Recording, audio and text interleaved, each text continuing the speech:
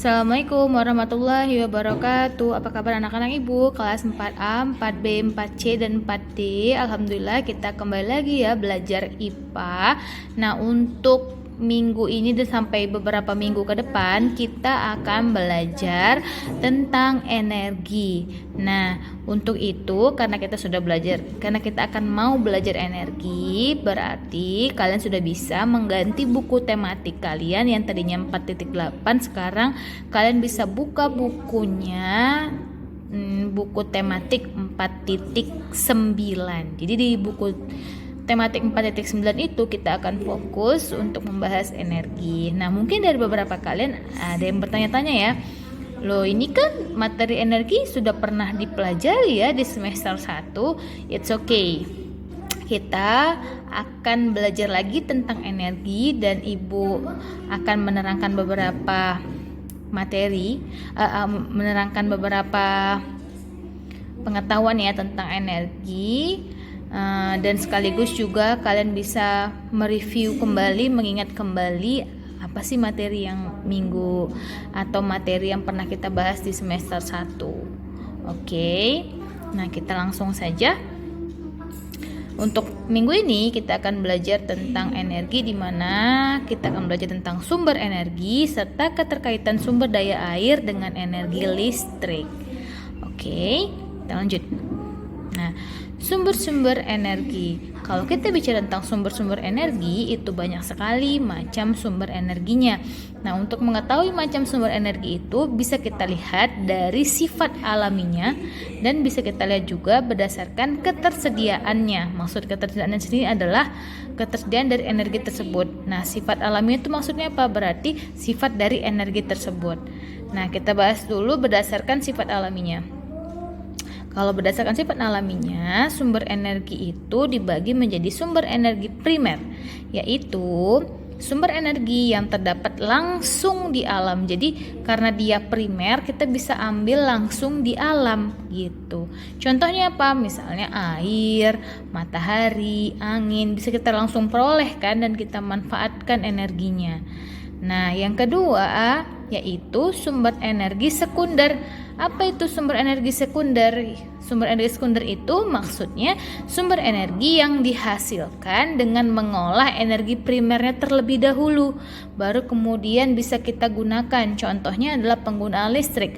Listrik itu kan tidak bisa kita ambil langsung dari alam, ya kan? Tapi kita harus kelola dulu, kita harus ubah dulu sumber daya alam yang seperti matahari, angin, ataupun air ataupun batu bara itu kemudian kita olah menggunakan alat tertentu, lalu kemudian berubah menjadi listrik. Alatnya itu seperti kayak generator, alat pembangkit listrik yang terdiri dari beberapa jenis ya, sesuai dengan sumber daya alam yang atau tergantung dari sumber energi yang akan diolah kemudian menjadi listrik, lalu kemudian dipasok ke rumah-rumah gitu di seluruh wilayah ya.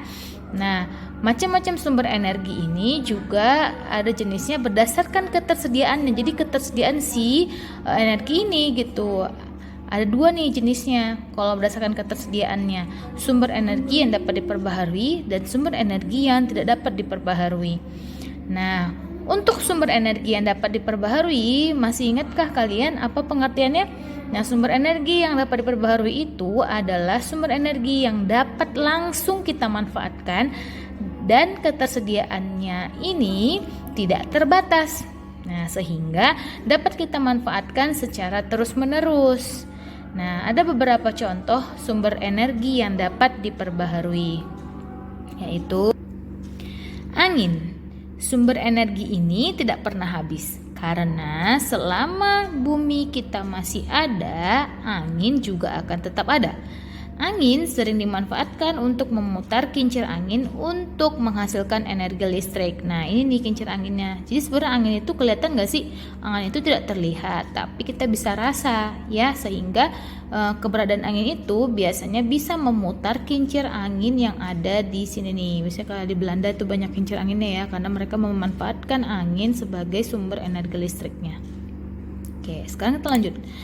Nomor 2 adalah matahari. Nah, sumber energi ini adalah yang paling penting dalam kehidupan manusia.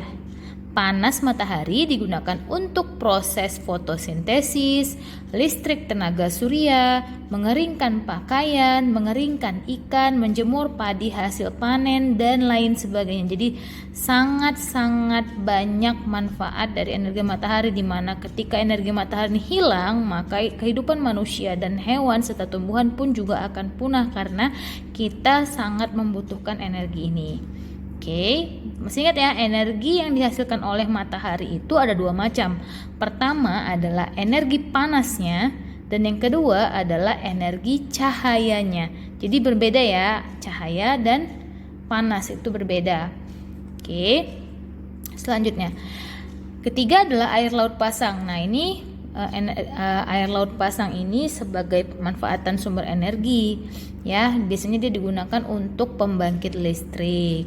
Ya, jadi ini energi primernya lah ya. Nah, kemudian listriknya itulah energi sekundernya. Tuh.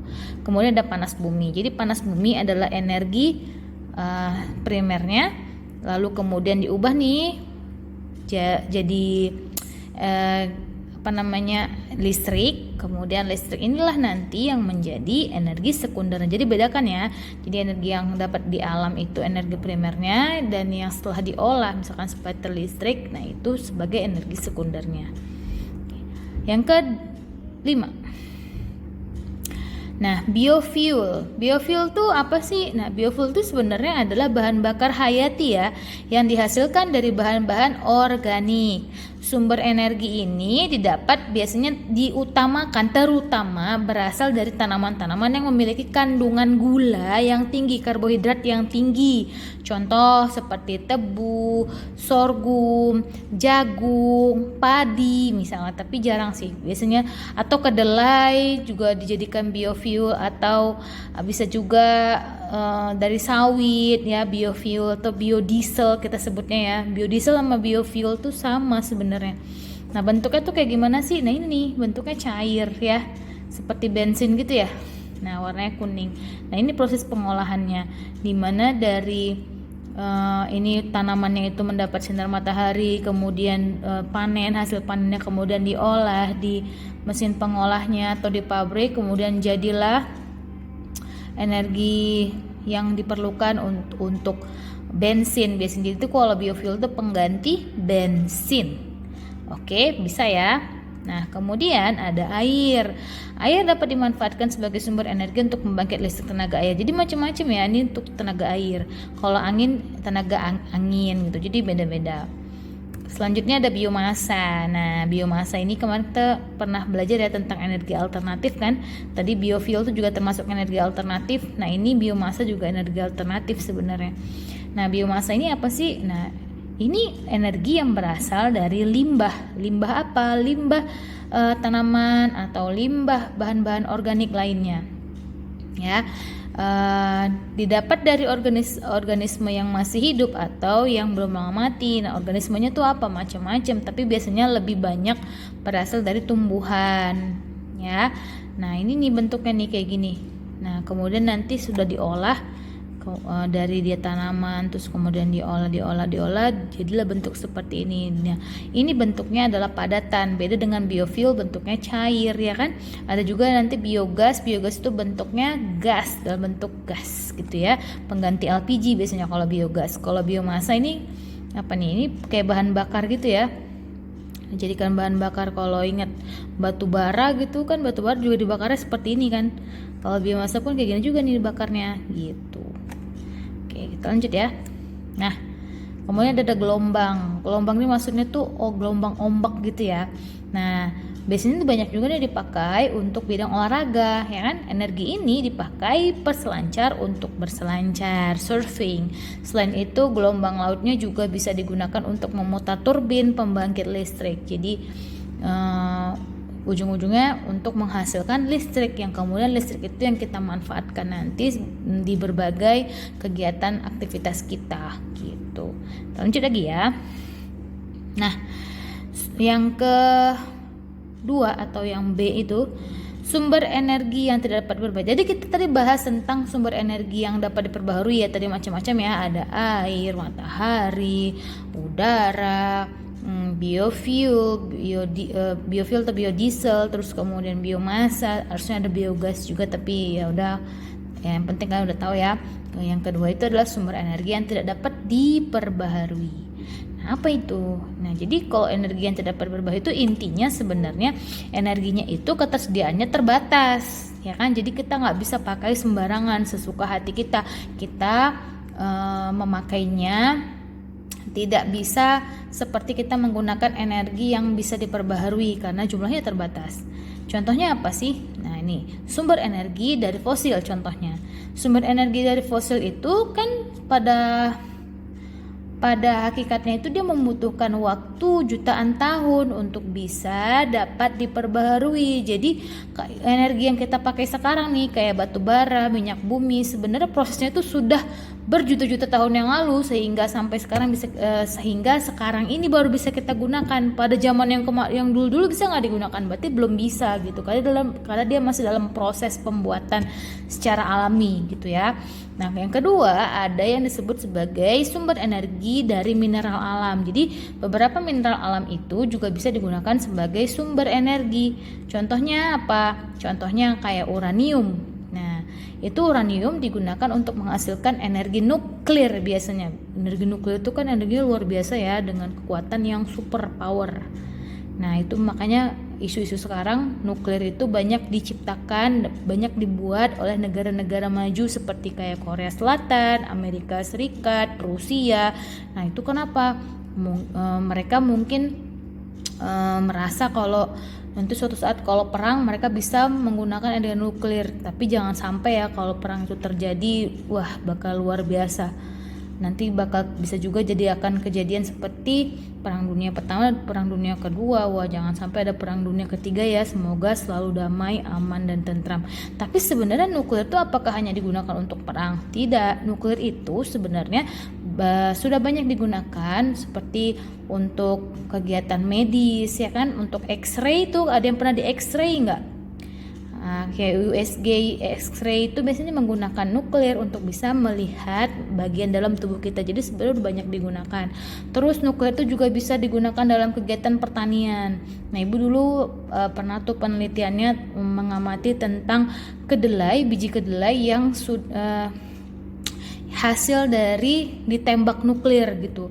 Jadi kalau ditembak nuklir itu artinya apa? Mungkin terjadi perubahan susunan tubuhnya, susunan gen namanya pada kedelai. Jadi kalau misalkan nuklir itu kena ke tubuh kita, bisa juga kemungkinan susunan gen kita juga akan berubah nanti gitu. Makanya penggunaan nuklir itu dibuat hati-hati, jadi sehati-hati mungkin. Jadi nggak semua orang bisa mengakses untuk membuat nuklir atau hal-hal yang berbahaya seperti ini. Tapi dalam dunia pertanian, dalam dunia medis itu sering dilakukan untuk menciptakan kesejahteraan ya kan. Kalau untuk kedelai mungkin pasti ya. Kalau kedelai misalkan menghasilkan kedelai dengan biji yang besar-besar gitu, caranya gimana? Caranya dinuklir aja biar cepet nih berubah gennya, biar bisa tumbuh dengan jenis tanaman yang kita inginkan. Tentunya nanti kita seleksi dulu, kita pilih-pilih nih mana yang sesuai dengan keinginan kita. Ya. Kemudian ada B. Nah, tadi udah selesai ya tentang energi yang tidak bisa terbaharui. Kemudian adalah keterkaitan sumber daya air dengan energi listrik. Energi listrik itu adalah salah satu energi yang paling banyak digunakan dalam kehidupan manusia untuk berbagai keperluan sehari-hari. Waalaikumsalam. Energi listrik yang kita gunakan di rumah berasal dari stasiun pembangkit listrik. Jadi ada stasiunnya ya, ada pos-posnya gitu ya. Nah, untuk menghasilkan listrik, status pembangkit listrik ada yang menggunakan bahan bakar fosil. Ya, kayak batu bara. Misalnya batu bara, ada juga yang menggunakan energi alternatif seperti tenaga air. Stasiun pembangkit listrik yang menggunakan tenaga air itu kita sebut sebagai pembangkit listrik tenaga air. Ada juga stasiun pembangkit listrik yang menggunakan panas bumi kita sebutnya PLTP gitu kan. Kayak kita udah pernah belajar nih sebelumnya. Kita bahasnya tentang air nih ya. PLTA beroperasi dengan memanfaatkan energi dari aliran air sungai atau waduk yang memiliki kecepatan tinggi. Nah, aliran air itu kemudian dimanfaatkan untuk memutar turbinnya atau kincir airnya, ya. Nah, kemudian turbinnya itu berputar. Nah, karena turbinnya berputar, sehingga aliran air tersebut selanjutnya akan memutar generatornya. Nah, generator inilah yang nanti berfungsi mengubah energi geraknya menjadi energi listrik. Jadi kalau ibu tanya nih, fungsi generator itu apa sih? Nah, fungsi generator pada turbin itu adalah untuk mengubah si energi geraknya tadi menjadi energi listrik. Gitu ya. Mudah-mudahan sampai sini kalian mengerti, paham ya tentang materi ini. Nah, selain itu Ibu minta juga kalian tolong dibaca buku tematik 4.9-nya halaman 18. Oke. Nah, untuk tugas hari ini adalah kalian coba amati nih lingkungan sekitar kalian. Kemudian setelah diamati tulis nih masing-masing maksimal 5 ya, nggak boleh lebih. Kalau kurang ya boleh, tapi kurangnya kalau cuma 4 atau cuma 4 masih boleh, tapi yang jelas maksimal 5. Jadi nggak usah banyak-banyak, cukup 5 saja maksimal. Kalian tuliskan manfaat apa saja dari energi matahari bagi manusia, hewan, dan tumbuhan. Nah, jawabannya nggak usah difoto ya, karena kalau difoto biasanya memakan space, dimana mungkin beberapa kelas seperti kelas 4C itu nggak bisa mengirimkan tugasnya lewat foto ya di Google Classroom. Jadi kalian cukup menjawab di kolom komentar pribadi di Google Classroom ya, nggak usah difoto, nggak usah dikirim langsung nggak usah dikirimkan pakai foto, tapi dikirimkan aja via kolom komentar pribadi. Jadi kalian ketikkan. Oke, itu aja tugasnya dari Ibu. Semoga ilmu kali ini bermanfaat. Good luck, selamat mengerjakan tugasnya. Terima kasih. Wassalamualaikum warahmatullahi wabarakatuh.